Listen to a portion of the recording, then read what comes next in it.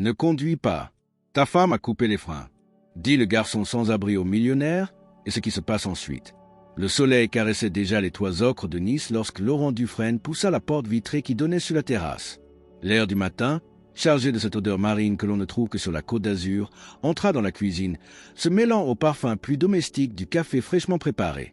La lumière glissait sur les carreaux clairs et se posait sur la nappe couleur lin qui recouvrait la table, tandis qu'un fin filet de vapeur s'élevait de la cafetière italienne posée sur le plan de travail. Dans un coin, un petit bol rempli de quartiers d'orange tranchés la veille apportait une note de couleur vive à la scène. À travers la fenêtre, la mer étincelait déjà comme un miroir mouvant, et des cris de mouettes, presque joueurs, annonçaient une journée qui semblait vouloir se dérouler sans heurts. Claire, sa femme, se tenait près de l'évier, les bras croisés, le regard tourné vers la baie. Son expression paraissait paisible, presque calculée, comme si chaque mouvement de son visage répondait à une chorégraphie invisible. Laurent jeta un coup d'œil à sa montre. Il était déjà en retard pour sa réunion à Cannes. Dans sa tête, la journée s'annonçait bien réglée. Réunion stratégique avec un investisseur étranger, déjeuner léger avec un architecte passionné de structures minimalistes, puis visite d'un chantier à Antibes. Tout devait s'enchaîner avec la précision d'une horloge suisse. Il enfila son blazer gris clair, lissa machinalement ses cheveux encore humides de la douche et but une dernière gorgée de café. « Tu devrais prendre une veste plus chaude », dit Claire, presque distraitement. « Le vent au bord de mer peut changer vite. Je serai de retour avant que ça se gâte, » répondit-il avec un demi-sourire. Leurs échanges étaient de cette nature-là depuis des années, simples, efficaces, sans excès d'effusion, mais avec une certaine douceur. Pourtant, en posant sa tasse dans l'évier, Laurent sentit un léger décalage, comme un battement manqué dans la cadence habituelle. Il mit ce ressenti sur le compte de la fatigue. Il traversa le couloir qui menait au garage.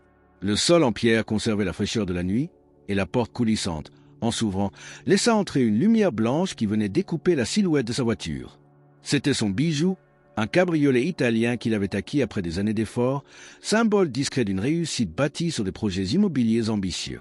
La carrosserie, parfaitement lustrée, reflétait la lumière comme une promesse de route et de liberté.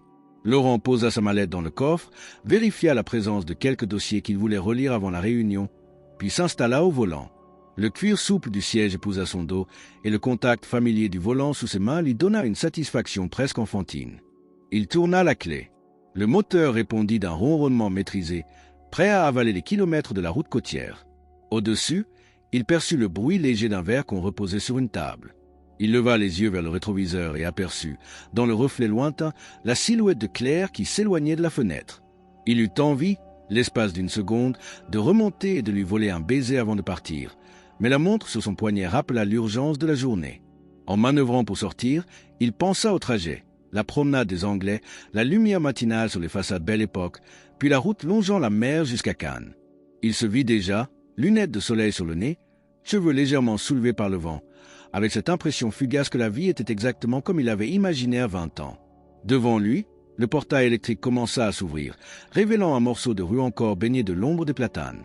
Un cycliste passa, la sacoche en bandoulière, et plus loin, une vieille dame promenait un chien qui s'arrêtait à chaque arbre. Tout semblait normal, presque trop normal, comme dans ces matins où l'on sent confusément que la tranquillité ne durera pas. Laurent enclencha la première vitesse, prêt à s'engager. L'air de la mer entra par la fenêtre entr'ouverte, portant avec lui une fraîcheur vivifiante et un murmure de vagues. Il ne se doutait pas que, quelques mètres plus loin, un détail inattendu allait briser cette harmonie et faire basculer la journée. Le cabriolet franchissait à peine le seuil du portail lorsque, venu de la gauche, un adolescent surgit presque de nulle part. Ses baskets râpées effleurèrent l'asphalte dans une course désordonnée, et ses mains s'élevèrent brusquement, comme pour arrêter un véhicule lancé à pleine vitesse. Laurent, surpris, freina plus fort qu'il ne l'aurait voulu. Le moteur émit un grondement contrarié, et l'odeur légère de caoutchouc frotté monta dans l'air. Le garçon, haletant, se planta contre la portière côté conducteur et lança, d'une voix déchirée par l'urgence. « Ne conduis pas. Ta femme a coupé les freins. » La phrase tomba comme un objet tranchant sur le pavé, assez fort pour que deux passants, plus loin, tournent la tête. Laurent, d'abord sidéré, crut à une mauvaise plaisanterie. Mais l'intonation, la façon dont les mots semblaient sortis d'un souffle retenu trop longtemps, rendait l'alerte plus grave qu'absurde. « Quoi » répéta-t-il, plus pour se donner le temps de comprendre que pour obtenir une réponse. Le garçon se pencha, les mains crispées sur le rebord de la portière. Ses yeux noirs, écarquillé, portait ce mélange d'effroi et de détermination qu'on ne trouve que chez ceux qui ont vu l'irréparable de trop près. « Vous ne pouvez pas partir, monsieur. Pas dans cette voiture. Si vous passez le premier virage en bas de la colline, vous n'aurez plus de frein. » Les mots se bousculaient, mais aucun ne semblait prononcé au hasard. Laurent ouvrit la portière et sortit, laissant le moteur tourner. L'adolescent fit un pas en arrière, comme prêt à s'enfuir si l'homme s'énervait. « Tu t'appelles comment ?» demanda Laurent, tentant de garder une voix mesurée. « Mathis » répondit-il après une courte hésitation. « 15 ans. » L'information tomba sèchement, sans contexte, comme s'il énonçait son nom à un policier. Laurent, conscient que chaque seconde passée ici attisait la curiosité du voisinage, fit signe vers le trottoir. « Explique-moi. » Ils s'écartèrent de la voiture. Le vacarme lointain d'un bus montant l'avenue ponctuait leur silence. Mathis reprit. « J'ai vu quelqu'un dans votre garage hier soir. Pas par hasard. Je dors souvent derrière la maison d'Axe en Grave-Côté, là où le mur est assez haut pour couper le vent.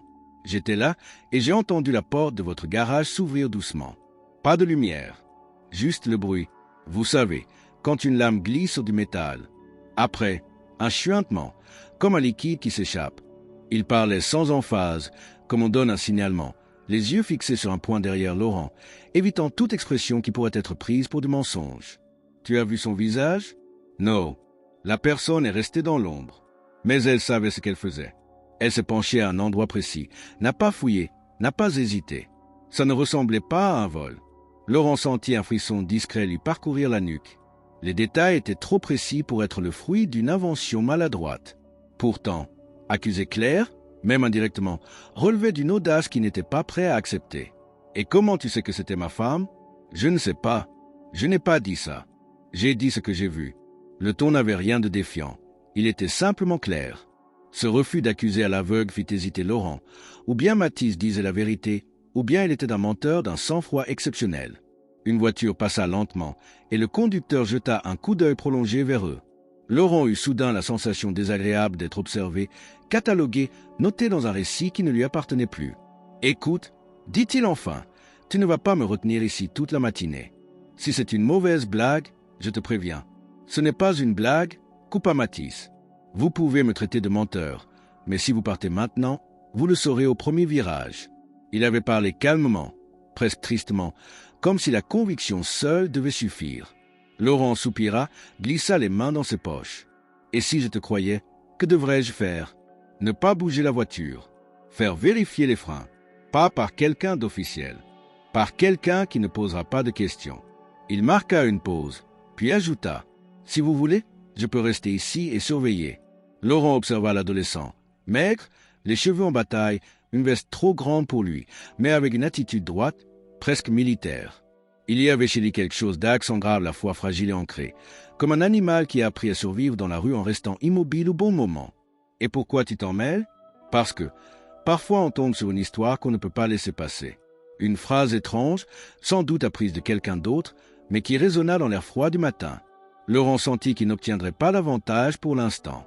Il hocha la tête, non pas en signe d'accord, mais pour clore l'échange. « Très bien, tu restes là, et pas un mot à personne. » Mathis eut un demi-sourire ironique. « Vous croyez que les gens m'écoutent, moi ?» Laurent retourna vers la voiture, coupa le moteur et verrouilla les portières. L'avenue paraissait soudain plus silencieuse, comme si le passage des voitures s'était ralenti autour d'eux. Il glissa un regard vers le portail du jardin. Derrière les grilles, le soleil jouait déjà sur les pierres claires. Mais dans l'ombre, il avait l'impression qu'un fil invisible venait d'être tendu, reliant le cabriolet immobile, le garçon sur le trottoir et lui-même, pris dans un moment dont il ne savait pas encore mesurer la portée. Laurent resta un moment face au trottoir, le regard perdu dans le flot des voitures qui descendaient vers le centre-ville. L'alerte de Mathis tournait dans sa tête comme un écho qu'on ne parvient pas à chasser. Les mots « ta femme a coupé les freins » se répétaient, mais il refusait de les lier à Claire. L'image d'elle, debout dans la cuisine quelques minutes plus tôt, calme et précise, contrastait trop violemment avec l'idée d'un geste aussi délibéré. Pourtant, il savait qu'il ne pouvait pas ignorer cette intervention, aussi improbable soit-elle. Il fit signe à Mathis de rester là et franchit la grille du jardin. Ses pas l'amenèrent le long du trottoir, comme si la marche pouvait ordonner ses pensées. Sur la gauche, les façades aux volets pastels projetaient des ombres longues sur la chaussée et les parfums mêlés de pain chaud et de sel marin montaient de la rue. Il s'arrêta devant une vitrine pour faire semblant de regarder les affiches d'une agence immobilière, mais en réalité, il observait discrètement la perspective de son propre portail, essayant d'imaginer la scène décrite par le garçon. De retour devant la maison, il remarqua un détail qu'il n'avait jamais relevé. Une caméra de surveillance fixée à l'angle du portail semblait légèrement désaxée. Elle ne pointait plus exactement vers l'entrée du garage. Cela pouvait n'être qu'un hasard, le résultat d'un coup de vent ou du passage d'un livreur, mais cette infime anomalie ajouta un grain de sable de plus dans la mécanique de ses certitudes. Mathis, qui l'attendait patiemment, suivit son regard. « Si vous cherchez à savoir comment la personne est entrée, dit-il doucement, c'était par le côté du jardin. J'ai entendu la grille grincer, mais pas fort, comme si elle avait été huilée récemment. » Laurent arqua un sourcil. « Et tu connais bien les bruits de mon jardin. Toi ? » « Je connais les bruits qui ne sont pas naturels, » répondit Mathis sans arrogance. Laurent songea à Claire, à ses habitudes, à cette façon qu'elle avait de tout anticiper dans la maison. Elle pouvait demander au jardinier de graisser la grille pour éviter les grincements, et ce serait parfaitement banal. Mais replacé dans ce contexte, le geste prônait une couleur suspecte. Il tenta de balayer l'idée d'un revers mental, mais celle-ci restait ancrée. Un bruit de moteur attira leur attention. Une camionnette de livraison s'arrêta de l'autre côté de la rue. Le conducteur sortit, déposa un colis sur le seuil d'un voisin et repartit sans un mot. Laurent observa la scène comme s'il cherchait un code caché dans un banal échange logistique. Cette méfiance nouvelle, presque automatique, le mit mal à l'aise. Il sortit son téléphone et consulta rapidement les contacts. L'envie de composer le numéro de Claire le traversa, mais il sut que ce n'était pas le moment. Trop tôt, il n'avait pas décidé quelle posture adopter face à elle. Dans son métier, il savait qu'une confrontation mal préparée pouvait faire perdre toute chance de vérité. « Tu as remarqué autre chose hier soir ?» demanda-t-il à Mathis, qui jouait discrètement avec le bouchon vide de la bouteille d'eau qu'il lui avait donnée. « Oui. » Un peu plus tard, une voiture est restée garée là-bas, près du virage. Les phares éteints. Elle n'est pas restée longtemps, mais assez pour observer. Puis elle est partie. Laurent suivit la direction indiquée par le garçon. De cet endroit, on pouvait avoir une vue partielle sur l'allée du garage. Pas parfaite, mais suffisante pour surveiller discrètement. Il nota mentalement ce détail, conscient qu'il faudrait vérifier si l'un de ses voisins avait remarqué ce véhicule. Un bus s'arrêta non loin, laissant descendre quelques passagers. Parmi eux, un homme d'une quarantaine d'années croisa le regard de Laurent, puis de Mathis, avant de continuer sa route. Ce genre de micro-événement, qu'il aurait ignoré la veille, lui apparut aujourd'hui comme une pièce potentielle d'un puzzle qu'il ne connaissait pas encore. Le téléphone vibra dans sa poche. Un message de Julien Morel, en route pour Cannes. On se voit au lobby à 11 heures. Laurent fronça les sourcils. Julien ignorait qu'il avait retardé son départ. Ce rappel soudain de leur rencontre prévue le replongea dans leurs derniers échanges. Julien avait toujours été habile, charmeur, mais il avait aussi cette manière de poser certaines questions comme s'ils sondaient des failles. Laurent se demanda, sans vouloir encore y croire, si cet homme pouvait être lié de près ou de loin à ce qui se tramait autour de lui. Il glissa le téléphone dans sa poche et inspira profondément. Les sons de la ville se faisaient plus nets, le roulement régulier des voitures, le crissement d'un freinage de vélo, le claquement d'une porte de boutique. Chaque détail semblait chargé d'un sens latent, prêt à être interprété de 1000 façons. « Écoute, Mathis, dit-il finalement, je ne sais pas encore ce que je vais faire, mais je veux que tu restes dans les parages aujourd'hui. Si quelqu'un s'approche de la maison, surtout du garage, tu viens me le dire immédiatement. »« Je peux le faire ?» répondit le garçon. « Et je n'ai pas besoin d'être vu pour voir. » Laurent hocha la tête, presque soulagé par cette réponse. Il remonta l'allée, laissant derrière lui le cabriolet immobile et franchit la porte de la maison. Le silence à l'intérieur était presque inhabituel. Il se dirigea vers son bureau, alluma l'ordinateur, mais au lieu d'ouvrir ses documents pour la réunion de Cannes, il consulta rapidement les archives des caméras de surveillance. Comme il avait pressenti, certaines séquences de la nuit étaient manquantes. Une coupure de plusieurs minutes, pile à l'heure que Mathis avait mentionné. Cette absence confirma que quelque chose d'inhabituel s'était produit. Il resta un moment immobile devant l'écran, le visage figé, puis referma brusquement l'ordinateur. Dans sa poitrine, le doute s'était déjà solidement installé. Quand il ressortit, Mathis l'attendait toujours, immobile comme une sentinelle. « Rien à signaler ? » ?»« Rien pour l'instant. Mais ça ne veut pas dire que la journée restera calme, dit le garçon avec un sérieux qui surprit Laurent. Il s'autorisa un bref regard vers la mer, visible entre deux bâtiments. Les reflets dansaient comme si rien au monde ne pouvait troubler leur surface. Pourtant, Sous cette lumière paisible, quelque chose avait déjà commencé à se fissurer. Laurent le sentait, même s'il ne savait pas encore jusqu'où cette fissure s'étendait. Laurent gardait encore à l'esprit l'alerte lancée par Mathis, comme un poids qu'on ne peut secouer facilement. Il avait repoussé le moment de tout révéler à Claire, sachant que cela provoquerait une confrontation qu'il ne se sentait pas prêt à affronter.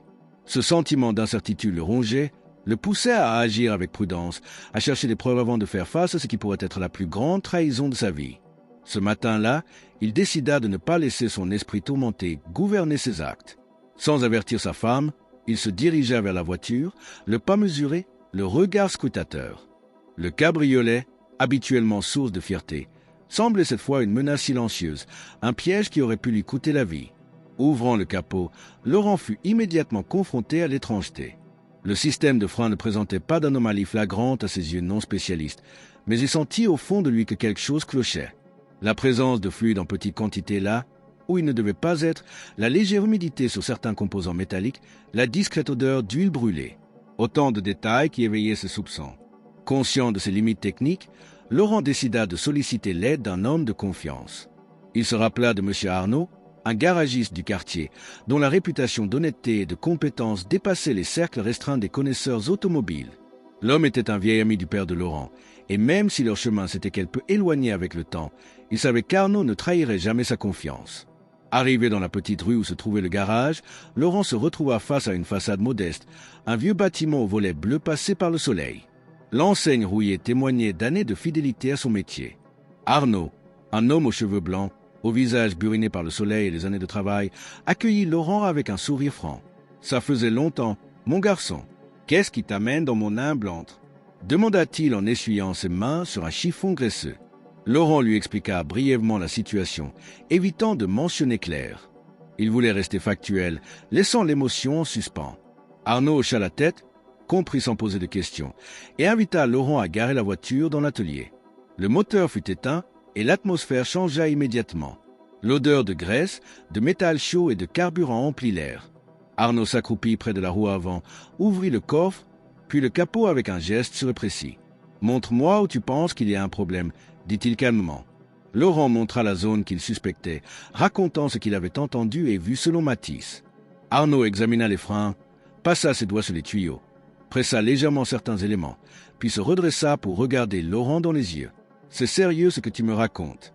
Il y a bien eu une intervention, et pas des plus amicales, dit-il d'un ton grave. Il expliqua que quelqu'un avait coupé un des tuyaux de freinage, mais que la réparation était récente. Le liquide de frein avait fui, ce qui pouvait causer une perte totale de freinage à n'importe quel moment. Il insista sur le fait que le sabotage aurait pu provoquer un accident mortel. Laurent sentit son cœur s'accélérer. Le poids de la vérité tombait brutalement, encore plus lourd qu'il ne l'avait imaginé. La prudence d'Arnaud le rassura un peu, mais l'ampleur de la menace le dépassait. « Tu ne dois surtout pas prendre cette voiture dans cet état, » dit Arnaud. « Il faut réparer immédiatement et j'ai le matériel nécessaire. » Mais, entre nous, quelqu'un a voulu te nuire. Laurent acquiesça, conscient que l'on n'était plus au doute, mais aux décisions. Il demanda à Arnaud de garder la voiture dans son atelier, promettant de revenir plus tard. En sortant du garage, le soleil avait grimpé d'un cran dans le ciel azuréen, mais la lumière ne semblait pas réchauffer Laurent. Une ombre nouvelle s'était posée sur son esprit. Il se demanda qui, parmi ceux qu'il connaissait, avait pu vouloir le voir disparaître ainsi. L'idée que Claire puisse être liée à cela lui semblait inconcevable, mais il savait désormais qu'il ne pouvait plus se fier aux apparences. Au coin de la rue, un café ouvrait ses portes, le tintement familier d'une clochette annonçant les premiers clients de la journée. Laurent s'assit à une table en terrasse, demanda un café noir et alluma une cigarette. Le goût amer du tabac lui rappela combien la vie pouvait parfois devenir âpre, imprévisible. Il sortit son téléphone, chercha le numéro d'Isabelle, son assistante de confiance. Il lui confia la nécessité de retarder ses rendez-vous et de garder un œil discret sur la maison. Il lui demanda également de lui trouver un expert capable d'examiner la voiture et d'enquêter discrètement. Alors qu'il raccrochait, son regard se posa sur l'horizon où la mer scintillait paisiblement. Malgré le calme apparent, Laurent savait que la tempête avait commencé. Le temps pressait et chaque minute pouvait faire basculer le cours des événements. Laurent quitta le petit garage de M. Arnaud avec une sensation étrange, un mélange de soulagement et d'angoisse. Il avait enfin une confirmation. Le sabotage n'était pas une invention de l'esprit, ni une manœuvre destinée à le déstabiliser par le simple jeu des mots. Il y avait eu intervention, délibérée, méthodique. Pourtant, ce qu'il tenait entre ses mains n'était pas encore la vérité complète, mais seulement un fragment, une ombre de vérité qui exigeait d'être prolongée. Dans la ruelle en pente qui menait vers le boulevard, il s'arrêta pour reprendre son souffle et mieux réfléchir. Les bruits de la ville montaient avec la chaleur, le claquement des volets qu'on ouvre, le vrombissement de scooters, l'odeur de boulangerie qui s'échappait des portes entr'ouvertes. Tout semblait inchangé, et pourtant, son regard sur Nice venait de basculer. Il prit le chemin du port, non pas pour s'y attarder, mais pour profiter de l'agitation naturelle qui lui permettrait de passer inaperçu. Ses pensées tournaient autour de 2 points fixes. D'une part, le fait que quelqu'un avait clairement voulu provoquer un accident. D'autre part, l'absence totale d'indices directs pointant vers un coupable. La tentation d'appeler Claire pour l'interroger frontalement le traversa plusieurs fois, mais il repoussa cette idée. Dans son métier, il savait que le moment où l'on choisit de poser une question peut être aussi important que la question elle-même. Une confrontation trop tôt, sans éléments solides, risquait de fermer toutes les portes. À un carrefour, il décida de s'arrêter dans un café discret qu'il connaissait depuis ses années d'étudiant. Le propriétaire, un vieil homme au geste lent, le reconnut et lui adressa un salut amical sans chercher à engager la conversation. C'était exactement ce qu'il voulait, un lieu où il pouvait réfléchir sans qu'on l'oblige à parler. Il commanda un allongé, sortit un carnet de cuir qu'il portait toujours dans la poche intérieure de son blazer et commença à dresser une liste. D'un côté, les faits confirmés. Sabotage du système de freinage, absence d'explication légitime, intervention récente. De l'autre, les éléments incertains, l'identité de la personne aperçue par Matisse, les motivations possibles, les liens éventuels avec sa vie personnelle ou professionnelle. Un détail commença à le hanter. Selon Arnaud, la coupure était propre, ce qui laissait penser à une main experte. Cela écartait l'hypothèse d'un adolescent en colère ou d'un voisin mal intentionné improvisant avec un outil de fortune. Cette précision le conduisit à envisager un commanditaire, quelqu'un qui avait su trouver la bonne personne pour exécuter un travail rapide et efficace. Il griffonna un nom dans la colonne des incertitudes, Julien Morel. Ce n'était pas une accusation, mais l'intuition lui dictait de ne pas écarter son associé de la réflexion. Julien connaissait ses habitudes, ses horaires, sa voiture. Il savait aussi combien le projet immobilier en cours représentait pour lui un pivot financier et stratégique. La voix grave du propriétaire le tira de ses pensées. « Tout va bien. Laurent, vous avez l'air préoccupé. Un peu trop de choses à gérer, » répondit-il avec un demi-sourire. « Vous savez ce que c'est. Les affaires. » Il paya rapidement, rangea le carnet et prit la direction de son bureau. À mesure qu'il approchait de l'immeuble, l'idée de récupérer certains documents sensibles s'imposa à lui. S'il devait faire face à un conflit, qu'il soit judiciaire ou plus sournois, il voulait avoir sous la main de quoi protéger ses intérêts. En franchissant la porte de son bureau, il sentit tout de suite que quelque chose clochait. Rien de spectaculaire, aucun signe d'effraction, pas de tiroirs ouverts, pas d'objets déplacés. Mais l'air même de la pièce semblait différent, comme si elle avait été occupée par un intrus invisible. Il se dirigea vers le meuble bas où il gardait un dossier contenant des contrats en cours de négociation. La clé était là, mais en ouvrant le tiroir, il constata que la chemise cartonnée avait disparu. Ce n'était pas un hasard. Les documents contenus dans ce dossier représentaient des informations stratégiques sur un terrain en litige, des projections financières et quelques échanges confidentiels avec un investisseur étranger. Perdre ces papiers signifiait offrir à quelqu'un une carte maîtresse contre lui. Il se redressa lentement, le regard fixe sur l'espace vide. Une sueur froide lui traversa la nuque. Il referma le tiroir avec précaution, comme si le geste pouvait inverser la réalité. Il sortit aussitôt du bureau, prit l'ascenseur et, une fois dehors, composa le numéro d'Isabelle. Sa voix, toujours professionnelle, répondit dès la première sonnerie. « Isabelle, je veux que vous vérifiez quelque chose pour moi. Un dossier a disparu de mon bureau. Personne, absolument personne, n'avait à y toucher. Si vous avez vu ou entendu quoi que ce soit de suspect, dites-le moi. Je n'ai rien vu. Laurent, répondit-elle, mais Julien est passé vous chercher plus tôt ce matin. Il m'a dit que vous deviez partir ensemble pour Cannes.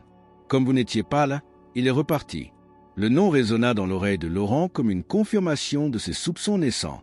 Il remercia Isabelle, raccrocha et resta un moment immobile sur le trottoir. Le ciel de Nice, d'un bleu éclatant, contrastait violemment avec la noirceur qui envahissait peu à peu ses pensées. La pièce manquante du puzzle venait de se déplacer d'un cran, et il savait qu'il n'avait plus beaucoup de temps avant que l'ensemble de la situation ne lui échappe complètement. La révélation d'Arnaud n'était qu'une étape. Le sabotage était avéré, mais ce qui signifiait réellement et qui se cachait derrière restait à découvrir. Et cette quête de vérité allait l'emmener bien plus loin qu'il ne l'avait imaginé. En quittant le bureau, Laurent sentit le poids de l'absence de ce dossier comme une pierre glissée dans la poche de son esprit. Ce n'était pas seulement un manque matériel. C'était une brèche dans sa zone de contrôle, un endroit où il croyait encore avoir la maîtrise. Sur le trottoir, la lumière du matin était déjà plus vive et la circulation sur le boulevard avait pris ce rythme soutenu annonçant la mi-journée. Mais, pour lui, le temps semblait ralentir, chaque détail se découpant avec une précision presque douloureuse. Il prit la direction de son appartement, situé à quelques rues. Plus il s'approchait, plus une impression désagréable montait en lui, celle qu'un second fil invisible se tirait autour de sa vie privée. En arrivant devant l'immeuble, il leva instinctivement les yeux vers les volets. Ceux de la cuisine étaient ouverts, mais pas ceux du salon. La configuration n'avait rien d'inhabituel, et pourtant, il se demanda si Claire était à l'intérieur. Il entra, salua distraitement le concierge et prit l'ascenseur. La clé tourna sans résistance dans la serrure, et en poussant la porte, il remarqua aussitôt que la maison était silencieuse. Trop silencieuse. Claire n'était pas là. Un coup d'œil rapide à l'horloge du salon lui indiqua qu'elle avait probablement quitté l'appartement depuis un moment. Il appela son nom, une fois, 2 fois, sans réponse. L'absence ne l'aurait pas inquiété en soi, si le téléphone portable de Claire n'avait pas été éteint. Il composa le numéro, mais la sonnerie fut immédiatement remplacée par le message automatique. Le numéro que vous tentez de joindre n'est pas disponible. Un bruit sec résonna dans sa poitrine. Se dirigeant vers le bureau qu'il partageait parfois, il constata que certaines étagères paraissaient moins remplies. Sur le bureau, l'espace où Claire laissait habituellement quelques documents personnels était vide. Ce n'était pas flagrant, mais l'œil habitué de Laurent captait ce genre de variation. Le détail le plus frappant, cependant, fut l'absence d'une chemise à rabat qu'il avait vue encore la veille, contenant des copies de contrats de vente et d'investissement, des documents à haute valeur stratégique pour son entreprise. Il se figea, les mains posées sur le bois du bureau, le regard fixé sur l'espace vide. Les 2 absences, celle de Claire et celle des papiers, formaient ensemble une ombre qui s'allongeait sur tout le reste. Son téléphone vibra soudain dans sa poche. C'était un appel de Julien Morel. Il hésita à décrocher, mais la curiosité prit le dessus. « Laurent, comment ça, Julien, d'un ton faussement détendu? Je viens d'apprendre que l'investisseur principal de notre projet de Mougins se retire. »« Se retire ?» répéta Laurent, la voix plate. « Oui, il dit avoir reçu, disons, des informations peu rassurantes sur toi. Rien de précis, mais suffisamment pour qu'il préfère rompre avant la signature. » Laurent sentit un froid net lui traverser le dos. L'annulation de ce contrat représentait une perte colossale, mais ce qui l'inquiétait davantage était le timing. L'affaire des freins, la disparition du dossier, l'absence de Claire et maintenant cette rupture soudaine. Les coïncidences empilaient d'une manière qui n'avait plus rien d'anodin. « Et quelles informations exactement ?» demanda-t-il d'une voix mesurée. « Je n'ai pas de détails. Il faudra qu'on en parle en personne. » Mais il a été catégorique. Julien raccrocha rapidement, comme s'il voulait éviter toute question supplémentaire. Laurent resta immobile, le téléphone encore collé à l'oreille. Les bruits familiers de l'appartement lui semblaient maintenant lointains, déformés, comme entendus à travers une vitre épaisse. Il ouvrit la fenêtre pour laisser entrer l'air, mais ce geste simple n'apporta aucune clarté. Au contraire, il eut la sensation que le monde extérieur se refermait autour de lui. Il essaya de se raisonner. Peut-être que Claire avait emporté ses documents pour les classer ailleurs, peut-être qu'elle avait simplement oublié de recharger son téléphone. Mais ces justifications, d'ordinaire suffisantes, ne tenaient plus. Pas après le sabotage confirmé par Arnaud. Pas après les propos de Mathis. Laurent s'assit dans le fauteuil du salon, celui où il s'installait parfois pour lire les journaux du matin. De là, il pouvait voir la bibliothèque, le bureau et la porte de la chambre. Les pièces semblaient en ordre, mais il savait que l'ordre pouvait être une façade. Il se leva, alla chercher dans un tiroir une clé USB chiffrée où il conservait des copies de ses documents les plus sensibles. Elle était toujours là, un maigre soulagement. Il la glissa dans sa poche, en se disant que s'il devait quitter l'appartement précipitamment, il faudrait au moins emporter cela. Un bruit discret venant du palier le fit se rapprocher de la porte d'entrée. Il colla l'oreille contre le bois et perçut un échange de voix étouffées. Des pas s'éloignèrent, puis plus rien. Une fois encore, il eut cette impression désagréable d'être observé. Il retourna dans le salon et resta debout devant la baie vitrée, fixant les toits voisins. La ville, en contrebas, poursuivait son rythme habituel. Le marché aux fleurs, les rires sur les terrasses, le roulement des valises sur les pavés. Mais il avait le sentiment que cette normalité était trompeuse, qu'elle recouvrait une mécanique invisible qui s'était mise en marche contre lui. Le téléphone d'Isabelle sonna 3 fois avant qu'elle ne décroche. « Isabelle, dit-il d'une voix basse, je crois que nous avons un problème plus grand que prévu. Je veux que tu passes en revue tous nos contrats en cours, que tu identifies les points vulnérables. Et surtout, que tu ne parles de sa personne, pas même à ceux que tu crois fiables. » Elle accepta sans discuter, comprenant au ton de Laurent que ce n'était pas le moment de poser des questions. En raccrochant, il réalisa qu'il se trouvait à un point où il ne pouvait plus se contenter de réagir aux événements. Il fallait maintenant qu'il prenne l'initiative. Mais avant cela, il devait comprendre à quel jeu Claire jouait, si elle y jouait. La complication du jour n'était pas seulement l'annulation du contrat ou la disparition des documents. C'était cette accumulation de signes qui formait un tableau de plus en plus sombre et dont il ne parvenait pas encore à distinguer le centre. Il se jura qu'avant la fin de la journée, il aurait au moins une piste claire, même si cette piste devait le conduire là où il n'avait jamais imaginé aller. Le début d'après-midi apporta avec lui une lumière plus dure qui découpait les façades et rendait les ombres plus tranchées. Laurent, enfermé dans un cycle de pensées circulaires, décida qu'il lui fallait retourner voir Mathis. L'adolescent représentait le seul témoin direct de ce qui s'était passé dans son garage. Il pressentait que l'angle de vue du garçon pouvait lui révéler autre chose. En descendant la rue, il le repéra assis sur le muret qui séparait le trottoir d'un petit jardin en friche. Mathis mâchonnait un morceau de baguette sèche, l'air absorbé, comme s'il attendait depuis longtemps mais sans impatience. « Tu es resté ici tout ce temps ?» demanda Laurent en approchant. « Oui, vous m'aviez dit de garder un œil, alors j'ai gardé. » Le ton était neutre, dénué de toute recherche de reconnaissance.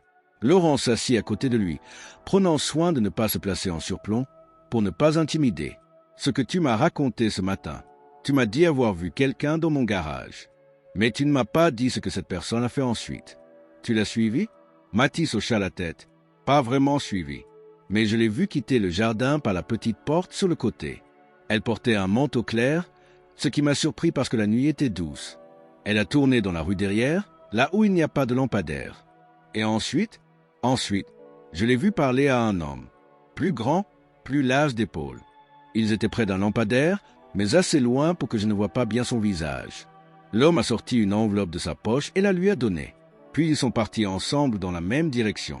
Laurent sentit un frisson lui parcourir la nuque. « Tu es sûr de ça? Aussi sûr que de ce que j'ai mangé hier soir ?» répondit Mathis en détour. « Tu sais où ils allaient? » ?»« Non, mais je sais qui est l'homme.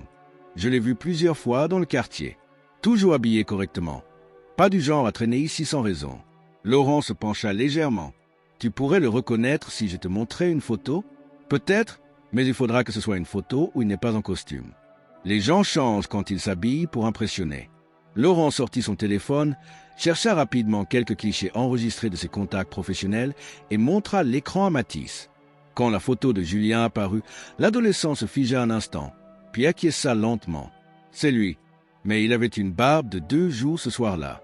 L'identification fit l'effet d'un coup de masse.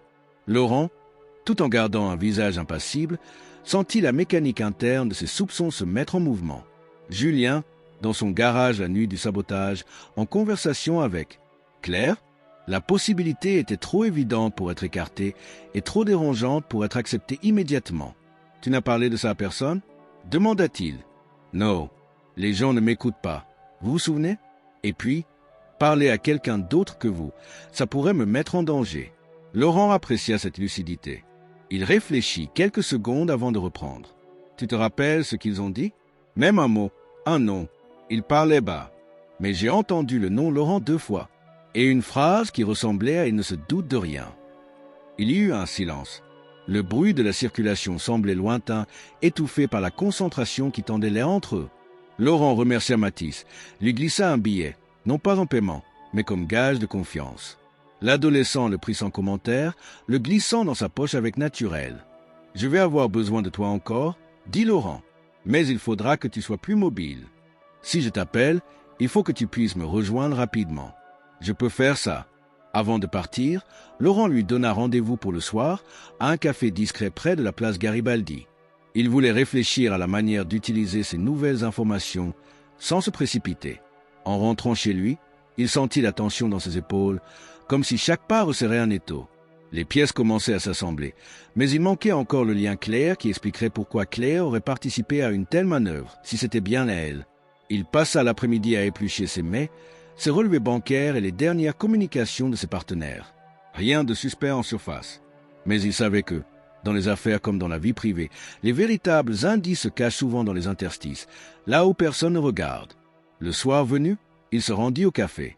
Mathis était déjà là, attablé, un chocolat chaud devant lui. Laurent s'assit en face. « Tu as pensé à quelque chose depuis tout à l'heure ?»« Oui. Quand ils sont partis, ils ont pris la direction de la gare. Peut-être qu'ils ont pris un train. Ou peut-être qu'ils sont allés à un hôtel là-bas. Je connais quelques coins où on ne pose pas de questions. » Cette remarque fit jaillir une idée. S'ils avaient choisi un lieu où la discrétion prime surtout, il devait y avoir une raison. Et c'est là que Laurent décida que la prochaine étape serait d'aller sur place pour voir ce que la gare et ses alentours pouvaient lui révéler. En quittant le café, il jeta un dernier coup d'œil à Mathis. L'adolescent avait ce mélange rare d'instinct et d'observation, forgé dans des conditions que Laurent devinait dures. Et il se dit que, dans cette affaire, ce témoin imprévu pourrait bien devenir l'allié le plus précieux qu'il ait jamais eu. Le lendemain matin, Laurent se leva avec cette sensation d'avoir dormi à moitié, l'esprit encore englué dans les images de la veille. Les paroles de Mathis, l'évocation de la gare, l'identification de Julien. Tout se mélangeait dans un flux dense, comme une eau trouble qu'il faudrait laisser reposer pour en voir le fond. Mais il n'en eut pas le temps. À peine eut-il avalé une gorgée de café que l'interphone retentit, sec et insistant. En décrochant, il entendit une voix ferme, officielle. « Monsieur Dufresne, police nationale, nous devons vous parler. » Il ouvrit, le cœur serré, et, quelques instants plus tard, 2 officiers civils se tenaient dans son salon. L'un d'eux, un homme aux cheveux courts et au ton posé, se présenta comme le lieutenant Barral. « Nous avons reçu une dénonciation anonyme vous accusant de fraude fiscale et de falsification de documents, annonça-t-il calmement. Nous sommes ici pour recueillir des informations et procéder à certaines vérifications. » Laurent sentit le sol se dérober sous lui. La précision des accusations indiquait que la personne qui les avait formulées connaissait au moins partiellement ses affaires. Le lieutenant sortit un dossier, en sortit quelques feuilles et les posa sur la table basse. « Nous avons ordre de geler temporairement vos comptes bancaires, le temps de l'enquête. Vous pourrez continuer à couvrir vos dépenses courantes personnelles, mais toute transaction importante sera bloquée. » La phrase tomba comme un coup près. Laurent, d'ordinaire maître de ses émotions, sentit sa voix se raidir. « Ces accusations sont absurdes. Qui vous a transmis ces informations ? » « Je n'ai pas le droit de vous le dire, » répondit Barral. « Mais elles sont suffisamment détaillées pour que nous soyons obligés de les prendre au sérieux. » Les policiers passèrent ensuite près d'1 heure à vérifier certains documents dans son bureau. Laurent les observait travailler, conscient que s'ils se montraient nerveux ou agressifs, ils ne feraient que nourrir leurs soupçons. Au moment de partir, le lieutenant lui laissa sa carte et précisa « Nous vous recontacterons rapidement. Si vous avez des documents ou éléments à nous fournir qui prouvent votre bonne foi, ce serait dans votre intérêt de nous les transmettre. » Quand la porte se referma, Laurent resta immobile au milieu du salon. Les bruits de la rue lui parvenaient comme étouffés, filtrés par une épaisse couche d'irréalité. En l'espace de 24 heures, il avait vu son intégrité physique menacée, ses documents professionnels subtilisés et maintenant ses finances placées sous surveillance. Il pensa immédiatement à Isabelle. Il devait la prévenir pour qu'elle gère la situation du mieux possible auprès des partenaires et des clients. Il l'appela, mais avant même de pouvoir lui expliquer, elle lui annonça d'une voix tendue. « Je sais déjà, la rumeur circule. Ce matin, j'ai reçu 2 appels de collaborateurs inquiets. Et l'un de nos investisseurs m'a dit qu'il préférait mettre ses projets en pause jusqu'à nouvel ordre. » Chaque mot resserrait l'étau. La nouvelle se répandait vite, bien trop vite pour n'être qu'une fuite involontaire. Quelqu'un orchestrait la chute avec précision. « Isabelle, dit-il d'un ton ferme, je veux que tu sauvegardes tous les dossiers sensibles sur un support externe et que tu les retires du réseau. À partir de maintenant, on ne communique plus aucune information confidentielle par email. » En raccrochant, il ressentit une impulsion. Il devait revoir Mathis. Non seulement pour le tenir informé de l'escalade de la situation, mais aussi pour vérifier que le garçon n'avait pas remarqué de mouvements inhabituels autour de l'immeuble. Il le trouva à son poste habituel, sur le muret, les mains dans les poches. En voyant Laurent, Mathis comprit immédiatement que quelque chose avait empiré. « Vous avez une sale tête » lança-t-il sans détour. « La police est venue. Ils ont gelé mes comptes. Quelqu'un se donne beaucoup de mal pour me détruire. » Mathis haussa légèrement les sourcils. « Ça veut dire que la personne qui a coupé les freins n'en a pas fini avec vous. Laurent approuva d'un signe de tête. Il hésita, puis décida de lui poser une question qui lui brûlait les lèvres. Tu as parlé à quelqu'un de ce que tu as vu? À qui que ce soit? Non, pas envie d'avoir des ennuis. Et puis, à part vous, personne ne m'écouterait. Laurent savait qu'il devait agir vite. Les accusations portées contre lui allaient provoquer un effet domino, et n'avait plus le luxe d'attendre que les choses se calment.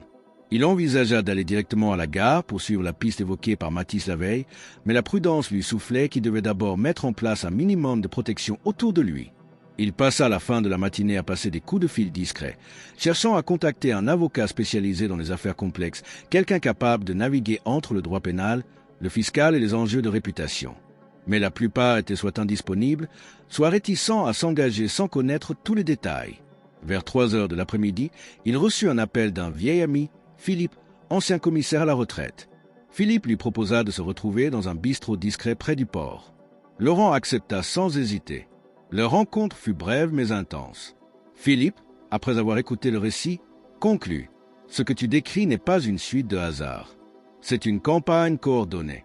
Si Julien est impliqué, il ne travaille probablement pas seul. Et si Claire apparaît dans ce tableau, il faut comprendre son rôle réel avant de prendre une décision. » Les mots de son ami renforcèrent la résolution de Laurent. Il savait qu'il marchait désormais sur une ligne étroite entre l'action et l'erreur irréversible. En sortant du bistrot, il regarda la mer qui scintillait au loin, se rappelant que derrière la surface calme, les courants pouvaient être traîtres. Et il avait le sentiment que ceux qui cherchaient à l'entraîner vers le fond avaient encore plusieurs coups d'avance. Le soir tomba sur Nice avec cette lenteur trompeuse qui donne aux façades une teinte dorée, comme si la ville se drapait dans une tranquillité qu'elle ne possédait plus pour lui. Laurent, après avoir quitté Philippe au bistrot du port, marcha longtemps dans les rues, évitant les avenues trop éclairées, préférant les ruelles étroites où les conversations des terrasses se confondaient avec le bruit des verres. Il avait besoin de réfléchir en mouvement, comme si ses pensées avaient besoin de l'élan de ses pas pour s'ordonner. Chaque élément récolté depuis la veille se présentait à lui comme une pièce éparpillée sur une table trop grande. Le sabotage confirmé par Arnaud, l'observation de Mathis et l'identification de Julien. L'absence de Claire et la disparition de documents cruciaux. L'appel de Julien annonçant la rupture du contrat. Et enfin, la visite de la police et le gel de ses comptes. Trop de coïncidences, trop d'événements synchronisés pour que le hasard en soit l'architecte. Il décida de rejoindre Mathis au point de rendez-vous convenu la veille, le petit café discret près de la place Garibaldi. L'adolescent était déjà là, installé au fond, dos au mur, ce qui lui permettait d'observer toute la salle. Laurent remarqua cette habitude, typique de ceux qui ont appris à survivre en restant attentifs aux angles morts. Alors, lança Mathis en le voyant approcher. « Vous avez trouvé quelque chose ?»« J'ai trouvé des morceaux, » répondit Laurent en s'asseyant. « Mais il faut encore comprendre comment ils s'emboîtent. » Il commanda un expresso, puis sortit un carnet et un stylo. « On va reprendre depuis le début. Ce que tu as vu, ce que je sais, ce que nous pouvons vérifier. » Ils commencèrent à établir une chronologie précise. La nuit du sabotage, la présence de Julien, la conversation avec Claire, ou du moins avec une femme que Mathis croyait être Claire, et l'échange d'une enveloppe. Laurent nota chaque détail, insistant sur les lieux, les vêtements, les directions prises. « Tu as parlé de la gare hier soir ?» reprit Laurent. « Peux-tu me décrire exactement le chemin qu'ils ont pris ?»« Oui, ils sont passés par la rue Bonaparte, puis ils ont pris vers l'avenue de la République. Après, je les ai perdus de vue, mais c'est la direction de la gare. » Laurent traça un plan approximatif sur une page. Ce trajet offrait plusieurs possibilités. Rejoindre un hôtel discret, se rendre à un parking éloigné pour changer de véhicule, ou effectivement prendre un train. « Est-ce que tu es sûr que c'était une enveloppe que Julien lui a donnée ?» demanda Laurent. « Oui, blanche, format allongé, pas très épaisse. » Et il la sortit de sa veste comme si c'était prévu depuis longtemps. L'image était claire dans l'esprit de Laurent. Une transaction planifiée, pas un échange improvisé.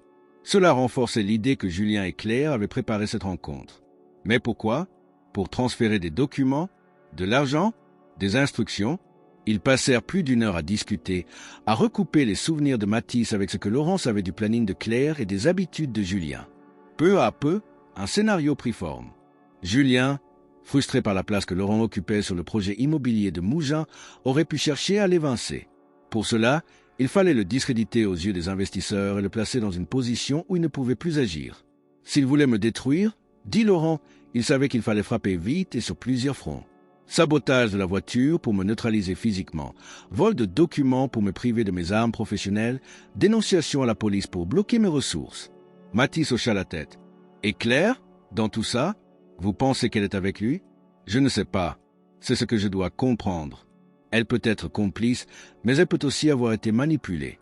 Laurent se souvenait de certaines conversations récentes avec Claire où elle avait exprimé des inquiétudes sur ses partenaires d'affaires.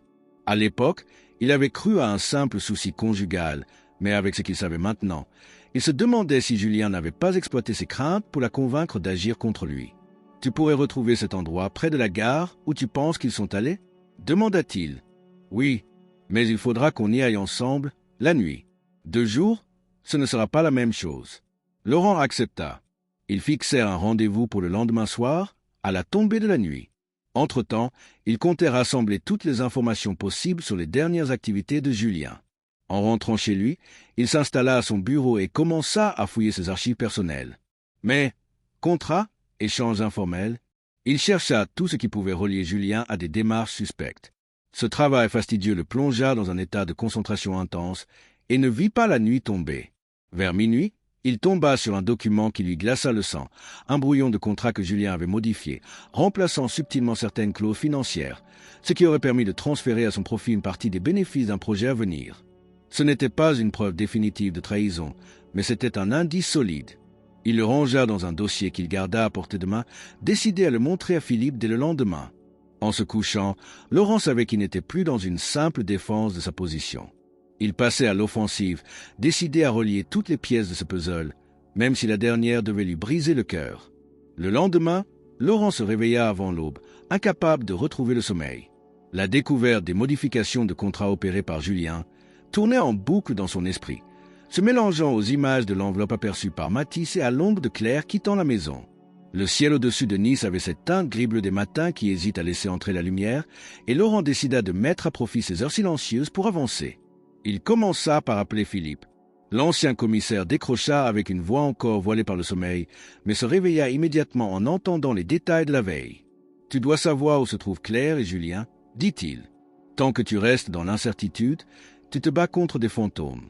J'ai une piste grâce à Mathis, mais je veux être sûr avant de me montrer. » « Très bien, mais ne tarde pas. Les gens qui agissent vite gagnent souvent la première manche. » Après avoir raccroché, Laurent passa 2 heures à fouiller les traces numériques laissées par Julien. Réservation d'hôtel, paiement sur des cartes secondaires, mais envoyées depuis des adresses parallèles. C'est en recoupant ces éléments qu'il découvrit une réservation récente à Marseille, dans un établissement discret du Vieux-Port. Le nom utilisé n'était pas celui de Julien, mais un alias qu'il avait déjà entendu lors d'un dîner informel entre associés. Cette découverte resserra brutalement le champ des hypothèses. Julien et Claire étaient ensemble à Marseille, et probablement depuis plusieurs jours. Laurent savait qu'il ne pouvait pas s'y rendre par des moyens conventionnels. Avec ses comptes gelés et la police susceptible de le convoquer à tout moment, il devait éviter tout déplacement qui laisserait une trace évidente. C'est là qu'il pensa à Isabelle. Son assistante lui devait bien plus qu'un simple service administratif. Elle avait, au fil des années, été le pilier discret de nombreuses négociations. Il l'appela sur une ligne sécurisée. « Isabelle, j'ai besoin que tu m'aides à aller à Marseille sans que personne ne le sache. Vous savez que ça ne va pas être simple, mais je peux vous y emmener. J'ai encore la voiture de mon frère, pas immatriculée à mon nom. On part quand? Dès cet après-midi. » Il fixait un point de rencontre à l'extérieur de la ville. Laurent prit soin de quitter son appartement par l'arrière, traversant plusieurs rues à pied avant de monter dans un taxi qui le déposa à un petit centre commercial en périphérie. Là, Isabelle attendait, lunettes de soleil et cheveux relevés, comme si elle s'apprêtait à passer inaperçue dans la foule. Le trajet vers Marseille se fit en silence pendant la première heure. Laurent observait le paysage défiler, la Méditerranée scintillant au loin, les collines calcaires, les villages perchés.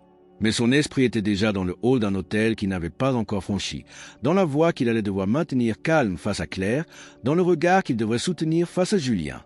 Ce n'est qu'en approchant de la ville qu'Isabelle brisa le silence. « Vous êtes sûr de vouloir les confronter directement? »« Non, mais je n'ai plus le luxe d'attendre. Chaque jour qui passe, ils gagnent du terrain. » Ils arrivèrent en milieu d'après-midi. Isabelle gara la voiture dans une petite rue en pente, à l'abri des regards. L'hôtel était à 10 minutes à pied, un bâtiment ancien rénové avec goût, façade crème et volets bleu clair. Laurent reconnut immédiatement le type d'endroit que Julien affectionnait. assez élégant pour flatter son ego, assez discret pour ne pas attirer l'attention.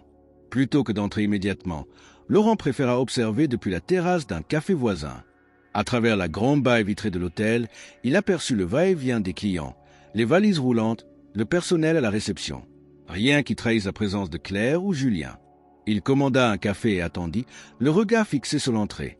Ce fut au bout de 20 minutes qu'il la vit. Claire descendait l'escalier menant du premier étage au lobby, vêtue d'un manteau beige qu'il connaissait bien. Elle portait un petit sac à main, et son allure était à la fois soignée et nerveuse. Quelques instants plus tard, Julien apparut derrière elle, parlant à la réceptionniste avec un sourire qui sonnait faux à distance. Laurent sentit une tension électrique lui traverser la poitrine. Les voir ensemble, ici, confirmait tout ce qu'il redoutait, mais il n'avait pas encore les clés pour comprendre ce qui les liait vraiment. Il régla sa consommation, traversa la rue et poussa la porte vitrée de l'hôtel. Le hall, baigné d'une lumière douce, sentait le bois ciré et le café fraîchement moulu. Claire, surprise, se figea en le voyant. Julien, lui, afficha un masque d'étonnement étudié, comme s'il venait d'assister à un tour de magie. « Laurent, mais qu'est-ce que tu fais ici ?» demanda Claire, la voix légèrement tremblante. « Je pourrais te poser la même question, » répondit-il, « et j'ai bien l'intention de le faire. » Julien s'avança, mains ouvertes dans un geste pseudo-apaisant. « Je crois qu'on a beaucoup à se dire. » Laurent savait que l'instant qu'il avait repoussé depuis 2 jours venait de s'ouvrir devant lui, et qu'il n'avait plus le droit à l'erreur. Laurent se tint immobile dans le hall, ses yeux passant de Claire à Julien. Les bruits de fond, la machine à café du bar, le cliquetis d'un chariot de ménage, le murmure des conversations semblaient soudain distants, presque irréels. Claire reprit la parole avant qu'il ne dise quoi que ce soit. « Ce n'est pas ce que tu crois. » Julien eut un sourire mince, comme s'il avait anticipé exactement cette phrase. Laurent sentit une colère froide monter, mais il refusa de la laisser diriger la conversation. Il recula légèrement, leur laissant l'espace de parler, tout en contrôlant chaque geste. « Alors explique-moi, » dit-il, la voix basse, « et commence par me dire pourquoi vous êtes ici ensemble. » Claire inspira profondément. « Julien m'a contacté il y a 1 semaine. Il m'a dit que tu étais en danger, qu'un investisseur avec lequel tu devais déjeuner avait des liens avec des gens dangereux. Il m'a convaincu que si tu allais à cette réunion, il t'arriverait quelque chose. » Laurent la regarda fixement, cherchant à discerner dans ses yeux une hésitation, un signe de mensonge. « Et c'est pour ça que tu as ?» Elle baissa les yeux. « C'est pour ça que j'ai accepté de t'empêcher de prendre la voiture. Julien m'a dit que c'était le moyen le plus sûr de t'obliger à rester à Nice ce jour-là. Il m'a assuré que les freins seraient réparés aussitôt, que tu ne saurais jamais que c'était moi. » Laurent se tourna vers Julien. « Et ça, c'est ta version aussi ?» Julien haussa les épaules, faussement détendu. « Plus ou moins. Je voulais le protéger. Le problème, c'est que quelqu'un a profité de la situation pour saboter les freins plus gravement que prévu et pour lancer cette dénonciation à la police. Je ne sais pas qui, mais ce n'était pas moi. » Les mots glissèrent dans l'air avec la souplesse d'un mensonge bien rodé. Laurent savait que Julien maîtrisait cet art, dire juste assez de vérité pour rendre le mensonge presque indétectable. « Et la disparition des documents de mon bureau ?»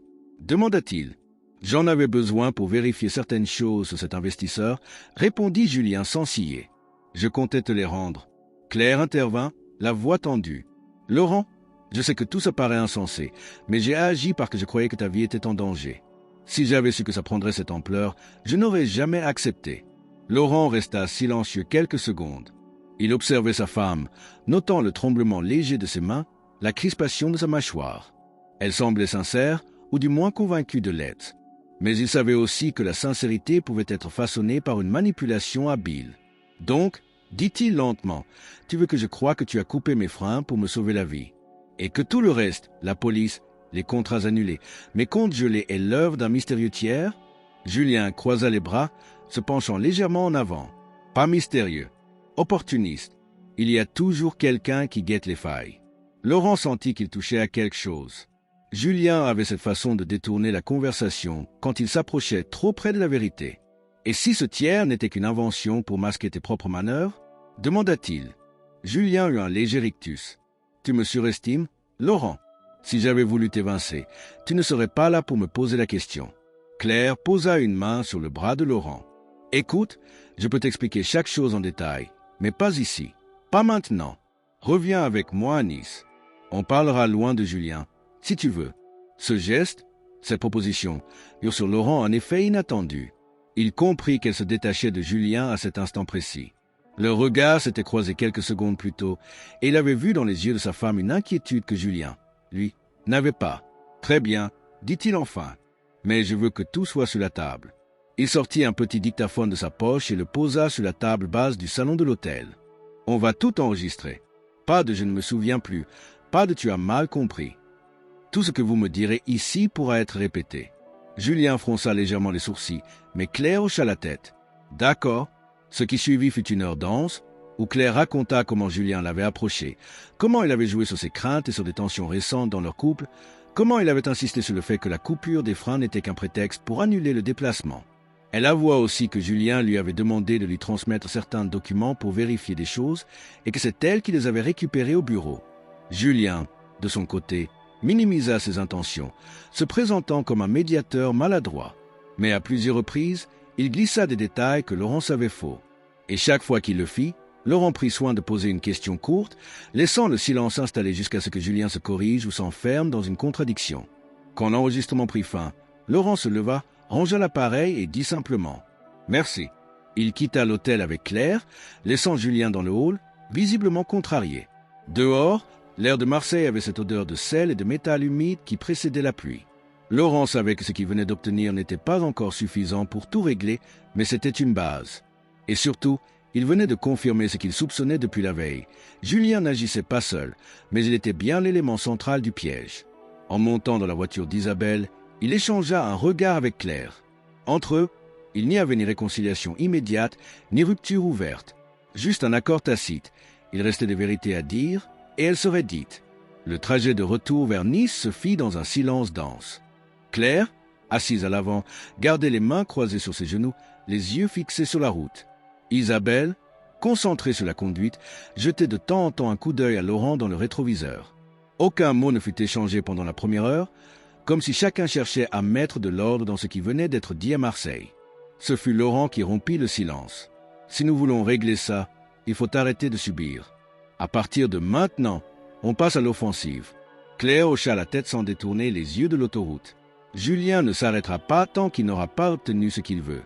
Et il ne joue pas seul, même si je ne sais pas qui est derrière lui. Justement, répondit Laurent, on va le pousser à se trahir. Mais cette fois, tout devra être enregistré, vérifiable et utilisable devant n'importe qui. Il sortit de la poche intérieure de sa veste le dictaphone qu'il avait utilisé à l'hôtel. Ce qu'on a capté tout à l'heure, c'est déjà précieux. Mais il faut aller plus loin. Il faut qu'il dise explicitement ce qu'il a fait et pourquoi. Claire tourna enfin la tête vers lui. « Tu penses qu'il va se livrer aussi facilement ?»« Pas facilement, mais je sais comment le faire parler. » Il convint d'un plan. Claire appellerait Julien sous prétexte de vouloir régler les choses et d'obtenir des explications plus détaillées. Elle lui proposerait un rendez-vous dans un lieu qu'il croirait sûr, mais où tout serait mis en place pour enregistrer leur conversation avec une qualité irréprochable. En arrivant à Nice, Laurent contacta immédiatement Philippe. L'ancien commissaire écouta le résumé rapide de la situation et accepta de leur prêter un matériel d'enregistrement plus sophistiqué. Mais faites attention, prévint-il. Si Julien se doute de quelque chose, il se refermera comme une huître. Le lendemain matin, Claire appela Julien depuis un téléphone prépayé acheté à la hâte.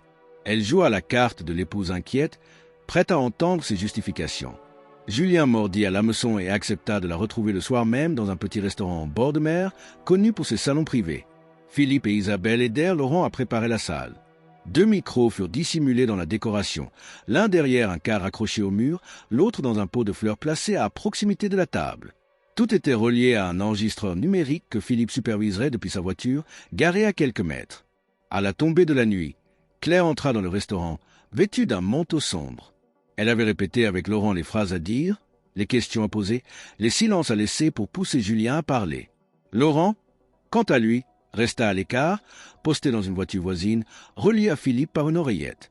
Julien arriva avec un léger retard, arborant ce sourire contrôlé qui lui servait de masque. Ils commandèrent un verre de vin, puis Claire lança la conversation. « Julien, je veux comprendre, vraiment comprendre. Pourquoi m'avoir entraîné dans tout ça ?»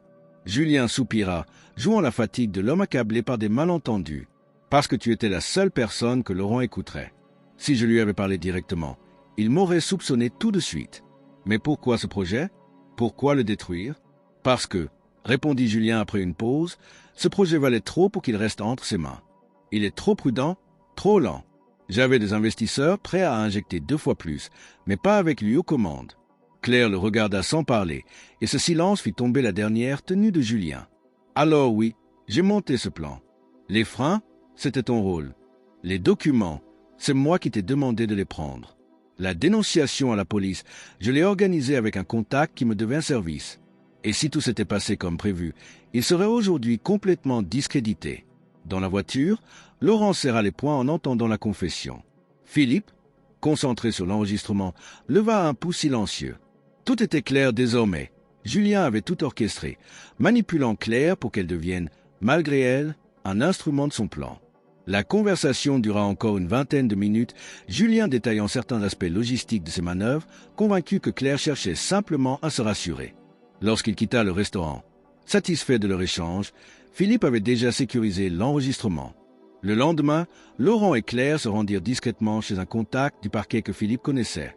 Les fichiers audio furent remis en main propre, accompagnés d'une déclaration écrite de Claire expliquant comment elle avait été manipulée.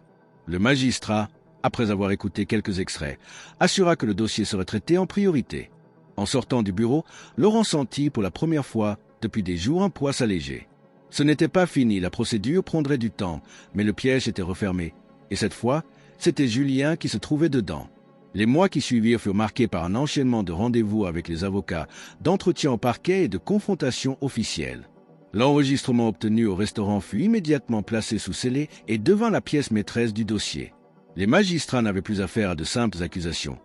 Ils détenaient la voix même de Julien, admettant point par point les actes qui avaient mené à la chute temporaire de Laurent. La première audience eut lieu un matin de printemps, dans une salle du tribunal de Nice aux murs blanchis et aux boiseries patinées par les années. Julien, vêtu d'un costume gris impeccable, entra en maintenant un air de confiance froide. Ses avocats avaient tenté de faire invalider la preuve sonore, arguant qu'elle avait été obtenue sans consentement explicite. Mais le juge rappela que, dans ce contexte, la collecte était légale, Claire étant partie prenante de la conversation et ayant consenti à l'enregistrement. Les témoignages se succédèrent. Arnaud, le vieux mécanicien, raconta avec précision la découverte du sabotage sur la voiture. Mathis, vêtu d'une chemise propre que Claire lui avait offerte, décrivit la scène dans le garage, l'échange d'enveloppes et comment il avait reconnu Julien sur une photo.